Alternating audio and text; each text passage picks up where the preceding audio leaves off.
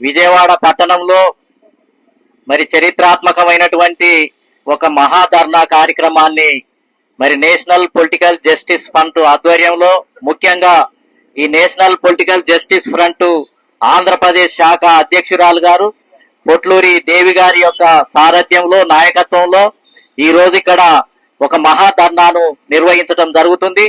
ఈ maha dharna political justice కోసమే ఈ మహాధర్నాను ఏర్పాటు చేయడం జరిగింది. కాబట్టి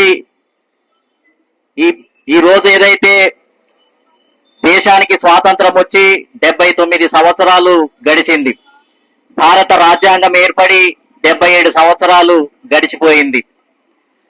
స్వాతంత్రోద్యమ పోరాట కాలంలోనే, స్వాతంత్రోద్యమం జరుగుతున్నటువంటి కాలంలోనే ఏదైతే జాతీయ కాంగ్రెస్ ఉద్యమం చేస్తున్నప్పుడే మహాత్మా జ్యోతిరావు పూలే, బాబాసాహెబ్ అంబేద్కర్, ఛత్రపతి సాహు మహారాజులకు ఒక సందేహం వచ్చింది.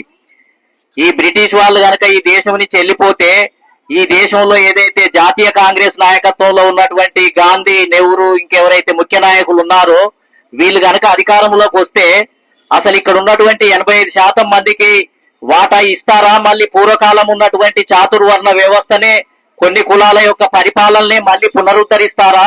అసలు వీళ్ళకి ఆ విశాల దృక్పథం ఉందా? ఈ జాతీయ కాంగ్రెస్ కు ఈ దేశంలో పుట్టి పెరిగి, ఈ భూమి మీద పుట్టి పెరిగినటువంటి 6000 కులాలకు సమానంగా పంచి ఇచ్చే విశాల గుణం ఉందా?